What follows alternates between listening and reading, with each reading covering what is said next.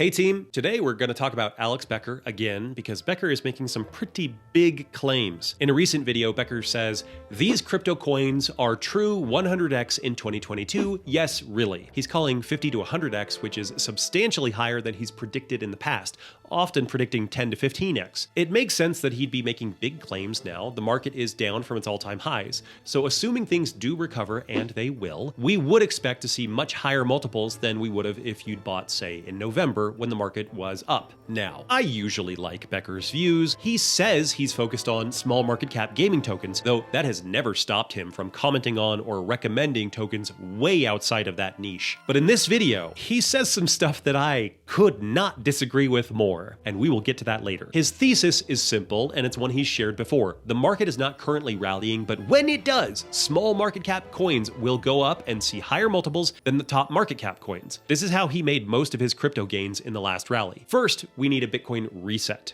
I think 30 to 33K is the bottom right here. But again, it's so damn hard to call these bottoms. We really need to look for this type of reset right here. What is the reset? I would say a good almost 20-15% bounce right here. Then after the reset, buy some small market cap gaming tokens and make sure to sell when it shoots way up. That's his playbook. Becker is not a hodler, he's a trader. Sell for profit when you're ready to cash out. But he has some interesting ideas that start coming out mid-video. Some of it is good, some of it is misguided. And most of these coins right here, I don't think will be around in the future. If you've seen Decentraland, I don't really think that has the brightest future. If you see Sandbox, I don't really know. If you see Axie, it's sustained by more players joining. I don't know if it's sustainable. I just don't think it is. This is honestly pretty surprising and an astute observation of Becker. He's right. A lot of these tokens won't survive for that long. For example, if you look at top cryptocurrencies from 2018 by market cap, some of them aren't even part of the conversation at all anymore. Believe it or not, for a while in 2018, XRP had a higher market cap than Ethereum.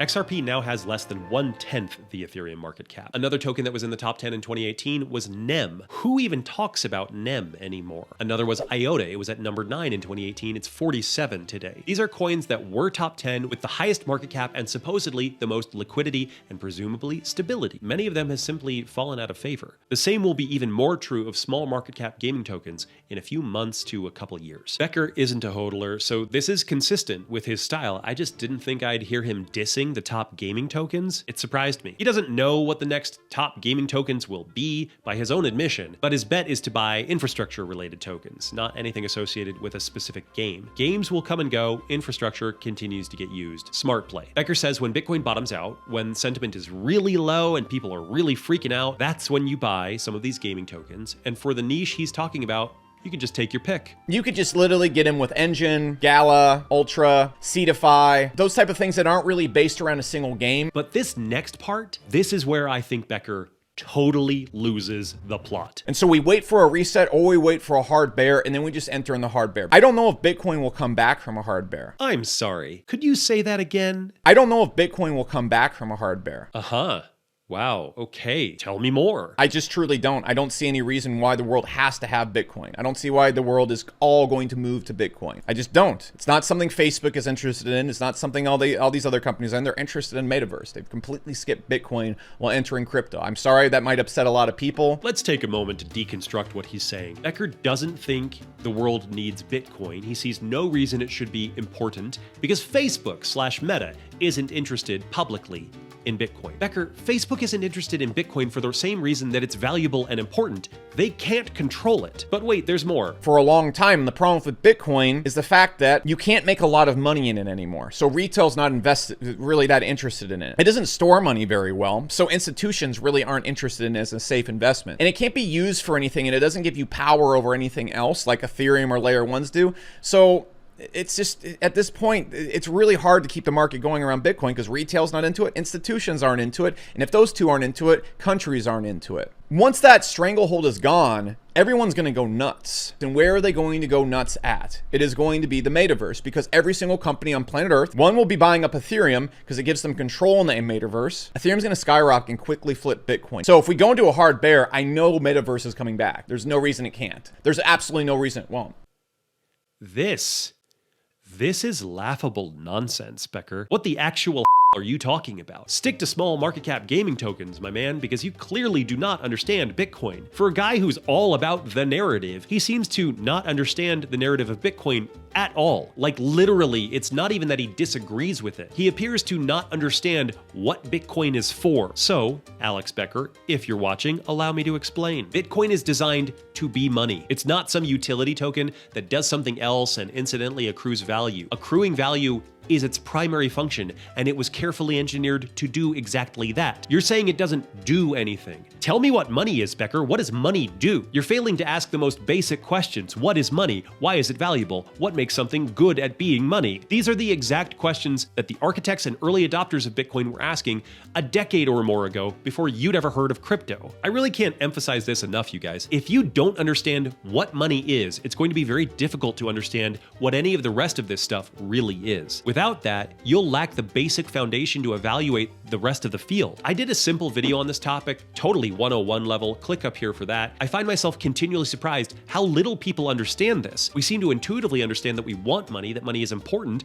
that even the world is ruled by money. But answering the question, what is money, is still apparently very difficult for people. That doesn't even touch on the fact that he thinks countries won't be interested because retail isn't interested. Do you think nations take their tips on managing sovereign wealth from crypto YouTube bros? Or that they're going to invest their treasury in Axie Infinity? This is ludicrous. They're going to buy the oldest, most battle-tested, highest market cap, most decentralized, least manipulated crypto. They're going to buy Bitcoin. They already are. El Salvador has already started. Turkey seems interested. Russia is interested. When the dominoes start falling, everybody will have to buy. I would be shocked if the US government were not already quietly stockpiling Bitcoin. This isn't a fringe idea anymore. It was one of the takeaways from a recent Fidelity report. They think more sovereign nations are going to be acquiring Bitcoin this year. It could very well be the inciting incident for the market to rally to new all-time highs. I could go on. There's a very serious argument to be made, stronger now than it ever has been, that the US dollar will lose its reserve currency status in the near future and be replaced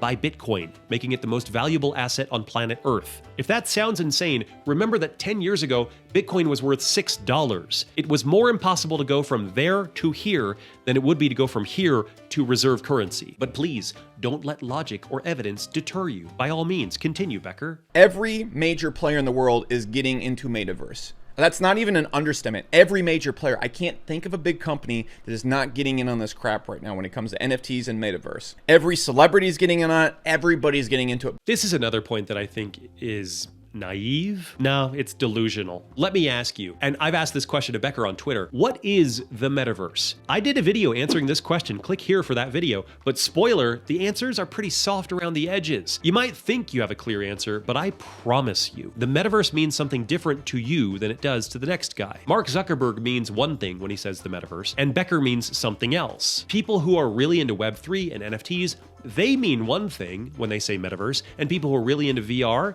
they mean something else entirely. We can give soft definitions, but we don't really know what the metaverse is because it hasn't been built yet. We couldn't have told you in 1994 what the internet was because nobody had experienced it, because nobody had built it, because precious few people had even conceived of it. That's where we are with the metaverse today. Becker is out here assuming the metaverse is a done deal, that it's going to be on our doorsteps tomorrow. Bro, do you have any idea what has to happen before that can take place? If we're talking about an immersive world, then it's going to be many years away, a decade away. The hardware has to be developed, and that's the easy part, and that takes years. Then the economics have to make sense. Then you need killer apps that people actually want to use. Then you need people to actually adopt it into their lives. I have an Oculus Quest 2 headset that I barely ever use because there isn't a room in my house that's good for using it. You basically need a big empty room to play. Becker is acting like we're gonna have Ready Player One tomorrow. The cloud compute resources that would need to exist and the bandwidth people would need to have are massive. We're years away, a decade away, and that doesn't even go into the cultural changes that would have to take place as well. Another thing, have you ever heard of the Gartner hype cycle? Apparently, Becker has not. This is a very useful model for understanding technological adoption. You begin with a new technology, like the metaverse. It's being developed in a lab, and the researchers are making great breakthroughs, and the future of this technology is so promising. This is the innovation trigger. Then it gets some press. Maybe there's an impressive tech demo or a Gen 1 device that's really flashy. People get excited, headlines start popping up. This tech will change everything. The dialogue reaches a fever pitch. This technology presents a paradigm shift. Nothing will ever be the same. This is the peak of inflated expectations.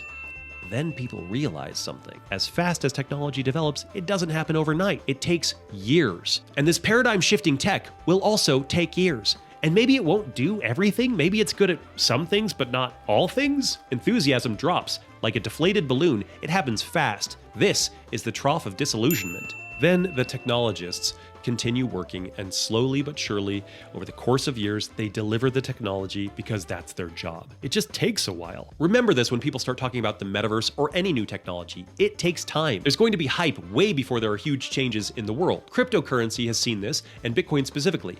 It goes through the same cycle and seems to repeat the pattern in something of a feedback loop, amplifying and getting bigger with each cycle. P.S. Here's a fantastic video on the hype cycle. This is where I pulled a bunch of the visuals for this video. I highly recommend opening that video in a new tab and checking it out. It's extremely helpful to understand the patterns of technological adoption, so you aren't suckered into hype when somebody like Becker tells you that Bitcoin will disappear and the metaverse will take over. That is childish, farcical nonsense. Okay, that's it. That's my 2 cents. What do you guys think? This is the most I've ever disagreed with Becker. But am I just a grumpy old man who doesn't know how to change his ways? Will Bitcoin have staying power? Yes, it absolutely will. But let me know what you think down in the comments. We will talk about it all in a future video. Thanks, team.